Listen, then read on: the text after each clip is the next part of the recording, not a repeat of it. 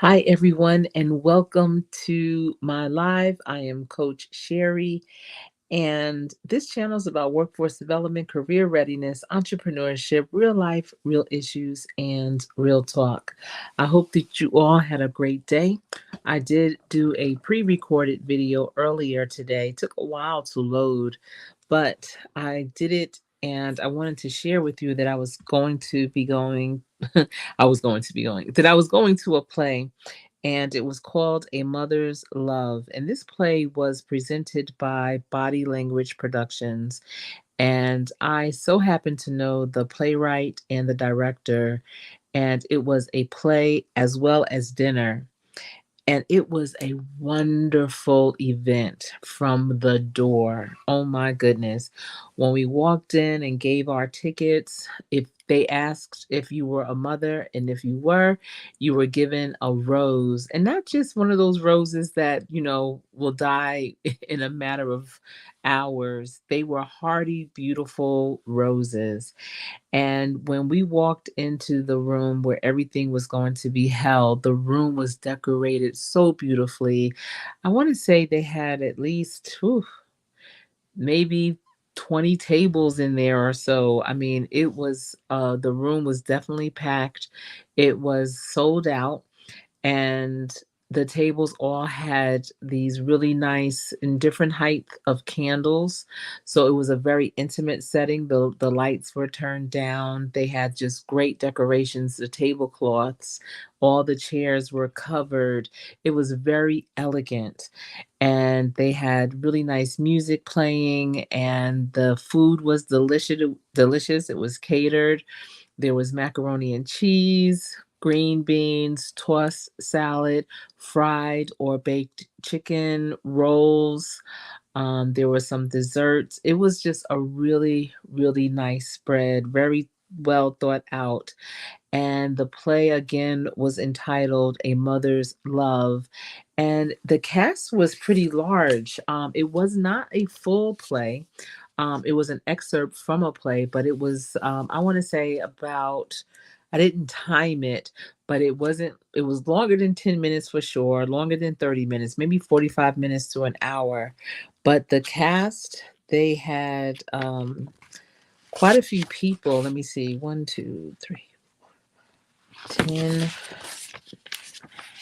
and they had people of all ages. They had children in the cast, teenagers, grown-ups, elderly. It definitely was appealing to everyone. They had dancers, they had singing. It was a just a well put together production.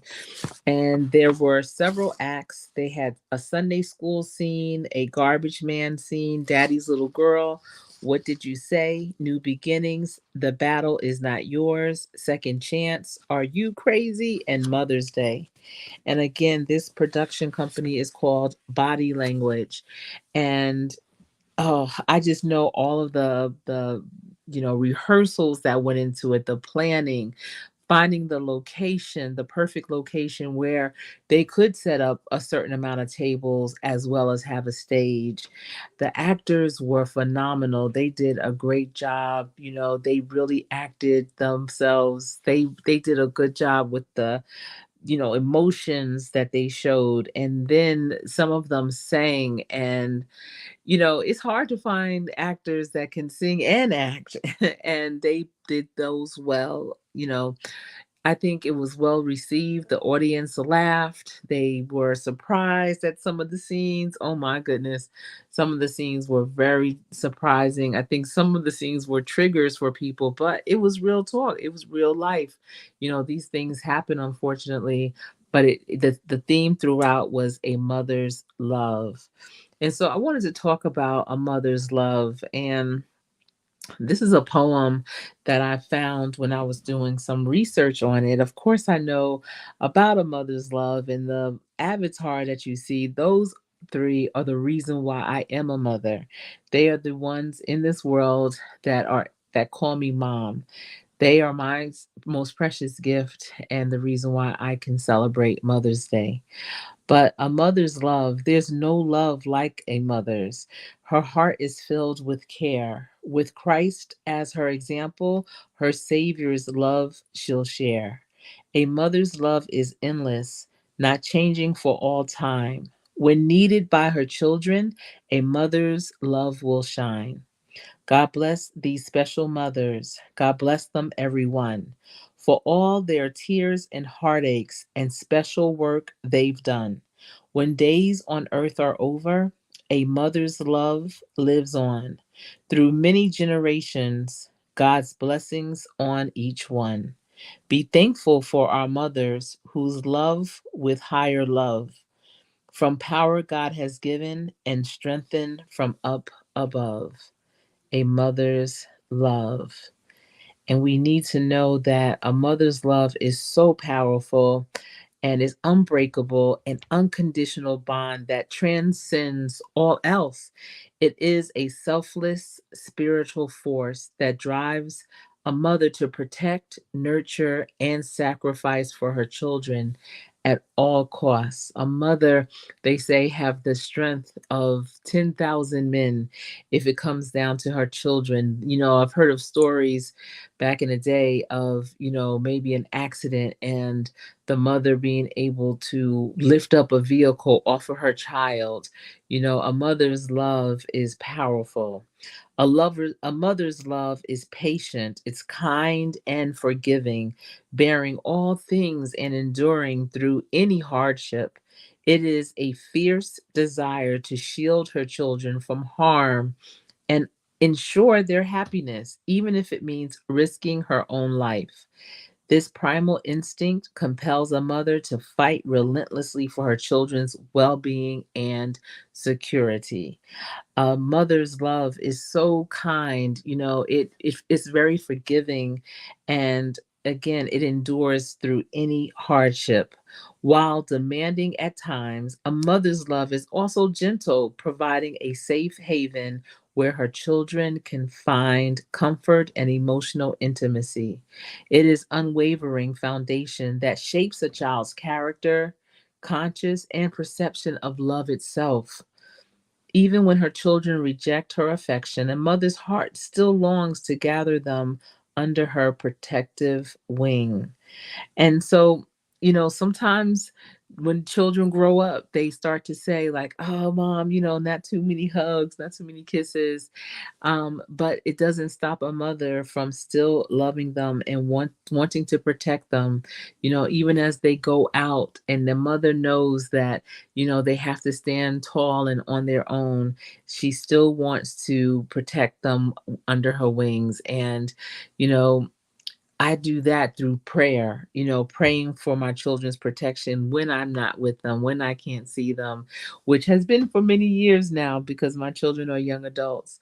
But, being able to do that, and that is my way of protecting them, giving them that extra support, that extra, prayer is always going to take them a long way. Ultimately, a mother's love is a gift from God, a reflection of his unconditional love for us. It is a force that molds cultures, nurtures the next generation, and leaves an inevitable impact on the world. And so, a mother's love, it definitely is very impactful because it is molding, it's grooming our next generations and how we are as mothers, how we love our children, and even how we love ourselves and the things that we put up with, the things that we accept in our life, is very important because it also is part of what our children are seeing and what they are perceiving and will accept for themselves in the future. So, I wanted to also share some ways that a mother can show love without spending money. A lot of times people equate love with money, like what can you buy them? Or, mothers will scrape and borrow to try and get their children what it is that they desire. And at the end of the day, a mother may think it's things, it's tangibles, but it's really love. And there are so many other ways that you can show that. And the earlier you can start showing these different types of ways, the better your child will be because Love is not in things. It's not how much you can buy someone, how much you spend on them. No, not in terms of dollars, but in time, yes. And so a mother can show love to her child without spending money in many thoughtful ways.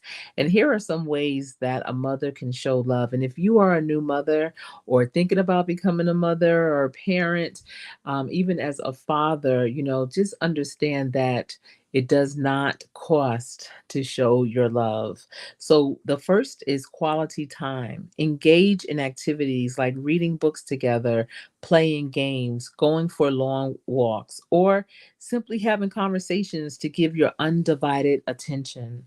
I remember when I was very, very young and right, I was a tomboy. So throughout the day, I would be ripping and running, playing hard, and, just coming in sweaty, hot, and everything. But when my mother knew my dad was on his way home, she would have me come in, clean me up, do my hair, and when he would get home, he would take me to the park. And I remember it so vividly and push me on the swings. And to me, that was the best thing since sliced bread. I enjoyed those moments with him, being with him, driving around, and just being in his presence. Sometimes even while he's talking with his friends, just sitting on his lap and just being in his presence.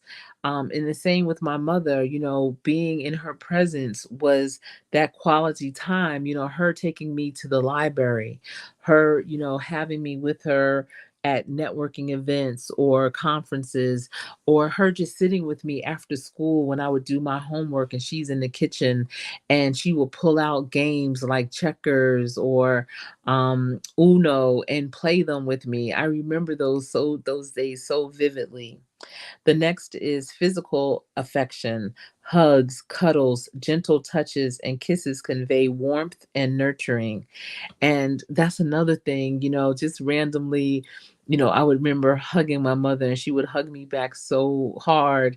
And when I was caring for her every morning before I got her ready for the day, to get her out of the bed, it required me, really pulling her up. She had a hospital bed, but it required me, pulling her up just a little bit more. And I would do it with a hug. And that would be our first thing we did every day, that physical affection with my children. I do that all the time.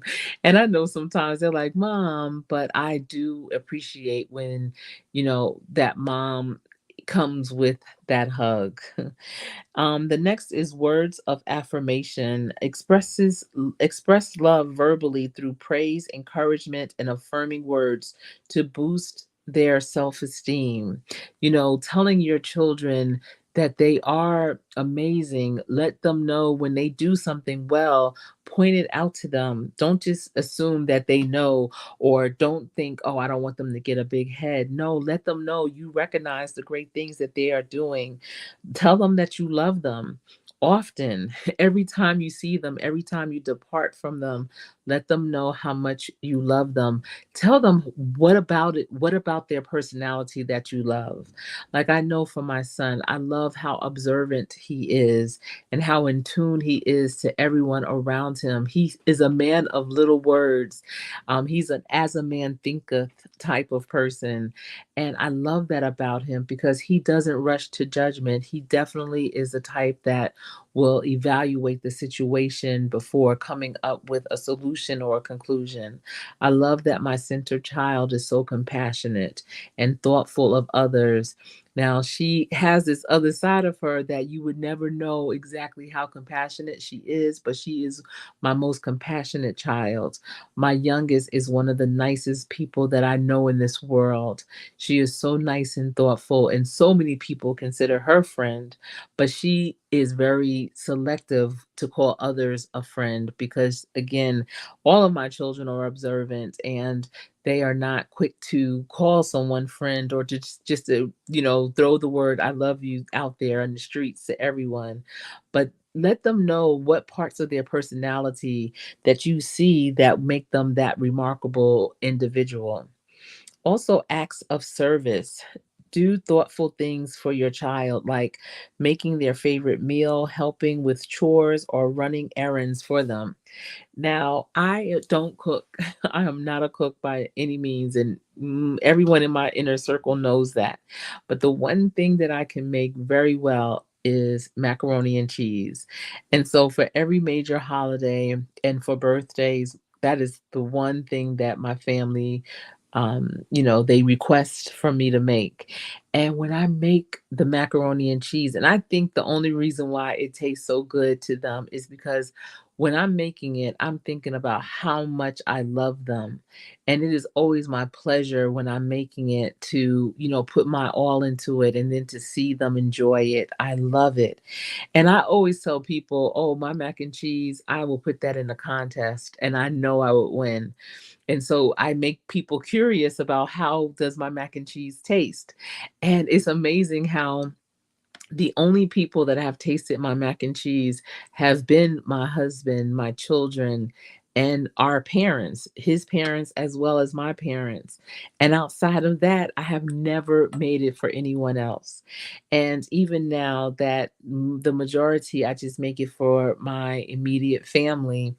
And when I'm out and about, like on my different teams, and I tell them about my mac and cheese, they're always like, oh, bring us some. I want to taste it. But it's never any left. And I'm sure I could probably put some aside and freeze it for them. But I just feel like that's my family's special thing. And that's my act of service for them. Whenever they need me to do anything for them, like go somewhere, I will definitely do that as well. Creating memories, that's the next thing. Plan special outings like picnics, hikes, or dance parties at home to make lasting memories together. And I remember when our children were much younger, they always seemed to have friends who were one of three. And the second and third sibling were around the ages of the other two siblings that particular child of mine had. So it always kind of worked out, which is why we always ended up with a house filled with kids, 6, 9, 12, 15. We always had multiple children, and they came from, different families, but most of them were siblings. And when they were younger, and especially when my mom was alive and my parents used to come to us for Christmas, we would have a Polar Express party. And let me tell you, that was so much fun because my husband and I were fortunate where we can go Christmas shopping at any time, when our kids were at school or, just at any time, it wasn't a problem. But we knew that that wasn't the case for many of our friends with multiple children. And so with the Polar Express party, we would always have it the Saturday before Christmas. So whenever Christmas fell, that Saturday before it, we would have the Polar Express party. And we would invite their friends. We would tell their parents, have them come in their pajamas. And my mother would always she would make homemade pigs in a blanket. I don't know how she did it, but those things were so delicious. And we would have a Christmas egg hunt because we would say, Santa needs to be on a diet. He needs more protein to give him energy so that he can deliver the gifts. And so we would have a Christmas egg hunt outside, and the kids would find the eggs, bring them in, decorate them. We would make cakes in a ice cream cone. I don't know if you've ever done that, but if you take one of those flat bottom ice cream cones and you pour cake batter in it, and you can put it in a mini muffin pan. They stand up high, they stand up straight in a mini muffin pan, and you pour the cake batter in, bake them, and it rises up and it looks like a one scoop ice cream cone. And then you put frosting on it, cake frosting and sprinkles, and it was always a hit. So we did that. Our house will be decorated for Christmas, and towards the end of the evening, we would have the kids about maybe like 4 to 5 hours, And at the end, and we would tell the parents, go shopping, go to the movies, hang out, y'all be together, do whatever you want, but we got the kids. And we would have babies sometimes too. Some of their friends would have, infants as, part of their family. But at any rate, we would do that. The kids would have a ball playing and just having a good time. And then towards the end, winding things down, we would play the movie Polar Express. And so that movie would be on as the parents would start to come and pick up their children. But I see Ruthie's this and that and family is in the building. And yes, my mother is no longer here either. And I do miss her. I miss her. But those memories, they last a lifetime. And I hope that you're finding peace with that, just remembering the times that you had and some of the things that she did that were very special to you. Definitely memories help. Another is to write letters, pen a heartfelt letter or notes expressing your love and appreciation for your child.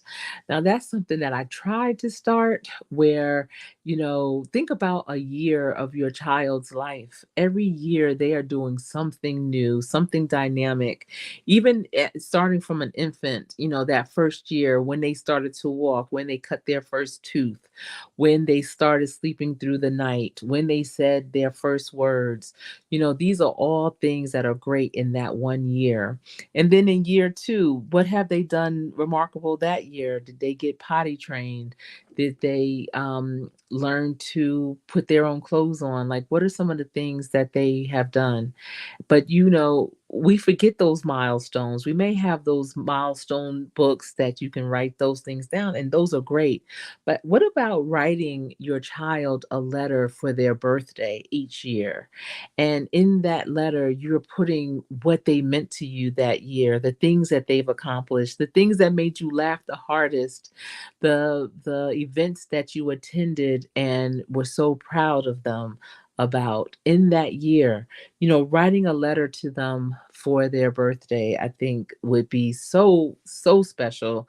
And that's something that I tried to start, but I'm telling you, it's kind of challenging, especially with three. And, every season, my children are 3 seasons, their birthdays roll around, and you're like, oh my goodness, like another birthday's here. And if it's not a birthday, then it's a holiday. But what we did do and we kept up with was the Tooth Fairy. And I was so fortunate to find in a specialty toy store, I found a Tooth Fairy packet. And I brought 3 of them. I brought one came in blue and the others came in pink. And in that packet, it came with these beautiful it looked like handwritten notes, and the blue was on light blue paper with blue writing, the pink was light pink paper with pink writing, and you had to name the tooth fairy. So it would say, dear such and such, whatever, you put your child's name in there, and it would say, I've seen your tooth wiggle and jiggle, and I was so excited to see it pop out, and I'm going to use it to put on my fairy tooth necklace. It's so pearly white. You took very good care of your tooth. Thank you for doing that. You have been doing such a great job. I'm so proud of you. I mean, it had each letter was something different, but it was on those lines. And then you would name the fairy something like Twinkle Toes or Batman Fairy, Tooth Fairy, or you could come up with any kind of name that you can think of. And it also came with like sprinkles, or not sprinkles, but glitter that we called fairy dust. So what we would do would be, oh, and it came with a velvet pouch. So the blue came with a blue velvet pouch, and the pink came with a pink velvet pouch. And in the pouch there was little bit of iridescent confetti, but it was like the string confetti, just a small. And the pouch wasn't huge. It was not that. It wasn't a medium size. It was relatively small. But what you would do is we would do anyway. We put the tooth in there, and they didn't realize, and we still have the pouches, But each tooth, we just kept each tooth in there, and they never could tell because of the confetti that was in there covering each tooth. So when they would lose their tooth, we would just clean it off, and then we would say, okay, we have to put it in the velvet pouch. And I always kept the velvet pouch. They never knew where it was. And we would tell them that, the tooth fairy, because see, when you put it in that velvet pouch, it's easy to pull it out from under the pillow. And our kids slept really hard, apparently. But what we would do is, we would take that glitter, and we ended up having, of course, to buy more glitter. But we would take that glitter and take and put it on the windowsill in their room, like sprinkle some on the windowsill, and then sprinkle some going towards their bed, and then we would sprinkle it on them while they were sleeping. Now they would stir a little bit, because that feels like a fly or something coming on you. um and so we would sprinkle it on them and pull the pouch from under their pillow and leave $1 either right there beside them. If we could get it under the pillow, so be it. Sometimes it would fall on the floor, but we would always leave $1 somewhere where they can get to it. And in the morning, they would be so ecstatic. And especially when they were in school, they loved going to school with that glitter in their hair. If it got on their face, they didn't want to wash that part of their face in the morning, so that their classmates could see the glitter, and they would always take the letter in for the teacher to read to the class. And it was an exciting time, and we did that all the way up until they stopped losing teeth. And what was interesting, sometimes you might lose a tooth while you're on vacation, but we would always say, no, the tooth fairy can only do this at home. They because we wouldn't have any of the things with us. So we would tell them the tooth fairy only comes to you in your own home. And it it was a fun tradition that we started. But again, that's with those writing letters and pen heartfelt letters or notes expressing your love and appreciation for your child. And I see this, Ruthie, I'm glad that you remember those memories and smile and make those memories, yes, with your children as well. Thank you for your sympathy too for my mom. Thank you. And the next is teach new skills. So spend time teaching your child a new skill or hobby you both can enjoy, like cooking, gardening, or a craft. For each of our kids, we taught them all different things. I know my husband did chess with our son. My youngest daughter, she learned how to sew, so that's something that she did. My center child loved coloring and drawing amazingly, and that's something that we all would do together as well. But think about teaching them a new skill. It could be sports, it could be again, something arts and crafts, something that they can definitely do. I loved hook rugging when I was younger, and so I taught my girls how to hook rug. My husband with sports with our son, I did basketball with our daughters. I was their first basketball coach. And so all those things, they do matter, and that's good quality time that you can do with them. And TWP Popcorn is saying indoor gardening. Absolutely. That is good too. Teaching them how to be sustainable, how to grow their own food is a great thing. Yes. The next is listen attentively. Be an active listener, maintain eye contact, and be emotionally present to cultivate trust and security. So, whenever, I don't care what it is that I'm doing, I could be extremely busy. When my kids come to talk to me, I stop. I completely stop, put my pen down, put the book down, put whatever it is I'm doing down, and look at them as they're talking, and like face them head on, to listen and to see what it is that they're needing. What is the result that they are looking for, the solution, or am I just a soundboard, or was it something funny that just came up, or an idea? Definitely be paying attention, not trying to shoo them off or tell them that now or come back later, or I don't have time. Never that. Always be an active listener. When you do that, some people say, well, they have to respect your time and space. And trust me, They do. And because of that, they do the things like if the door is closed, they knock to come in. If I do know that I'm at a point where I'm so busy that I can't communicate with them and be an active listener, I'll let them know before I do it. And that's if we're in the same vicinity, like, listen, I'm getting ready to do X, Y, and Z. Like when I did my blog sports talk radio show, I would let them know I'm getting ready to go on, on the show. So, and they knew then I'm not going to, go in the room with mom while she's filming or while she's recording. So, you can set those boundaries absolutely. But if they're coming to you in the moments and you didn't set those boundaries, then yes, that's when I definitely am most of a more active listener. And then, surprise them. That's another thing. Do small, unexpected things like leaving a trail of love notes or their favorite snack to delight them.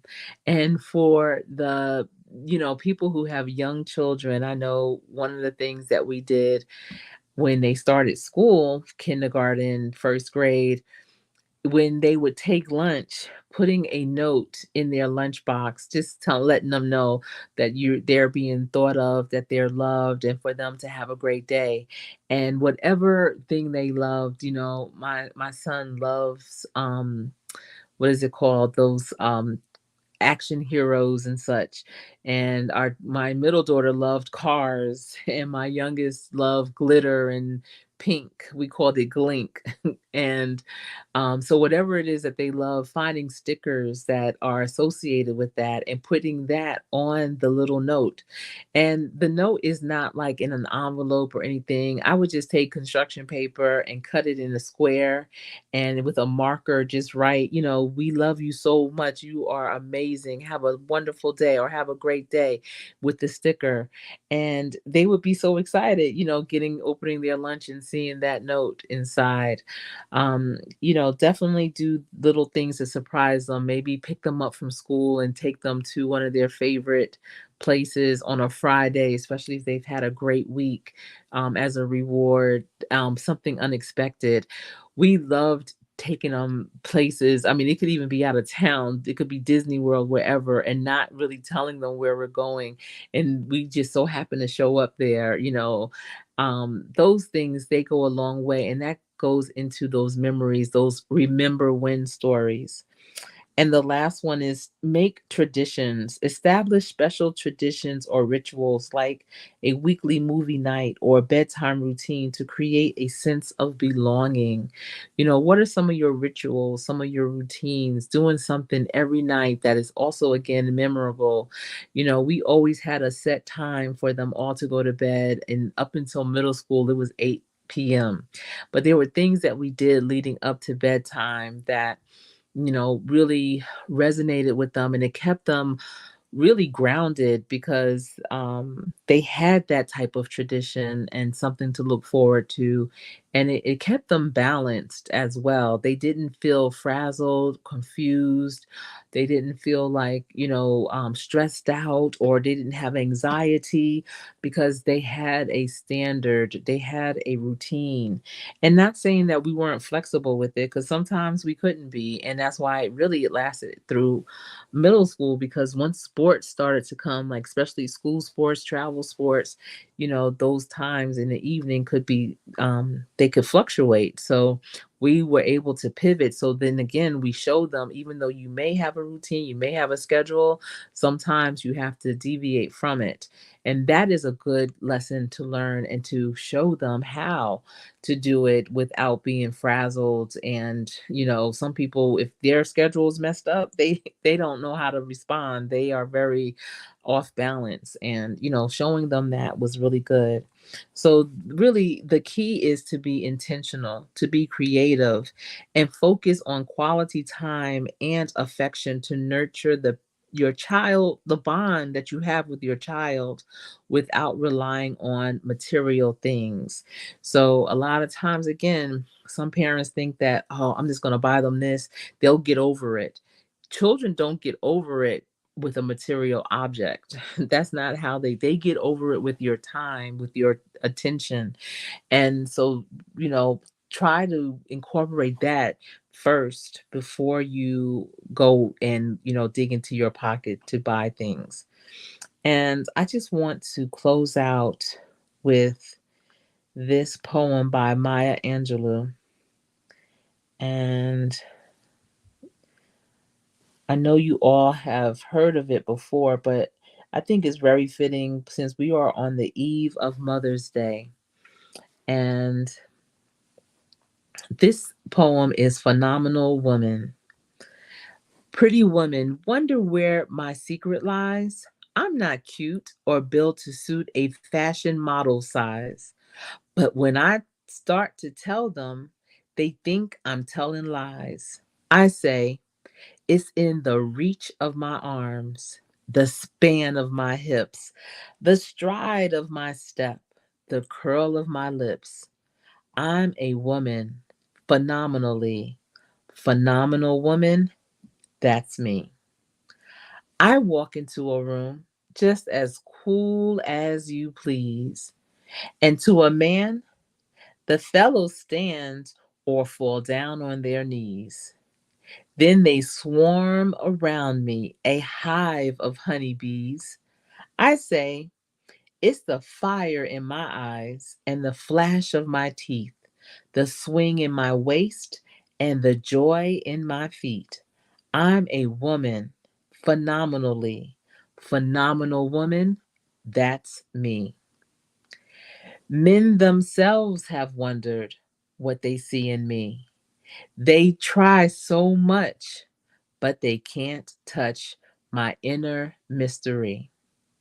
When I try to show them, they say they still can't see. I say, it's the arch in my back, the sun of my smile, the ride of my breasts, the grace of my style.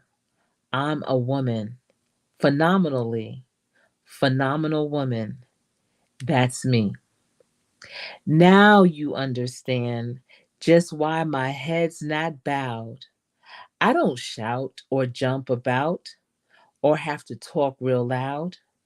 When you see me passing, it ought to make you proud. I say, it's in the click of my heels, the bend of my hair, the palm of my hand, the need of my care. 'Cause I'm a woman, phenomenally, phenomenal woman. That's me.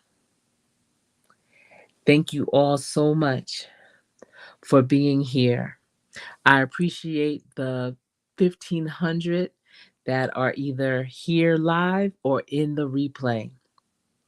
You all, for all the mothers out there, happy Mother's Day. A mother's love, there's nothing like it. It is unconditional. You are all phenomenal women. Have a great evening. I am Coach Sherry.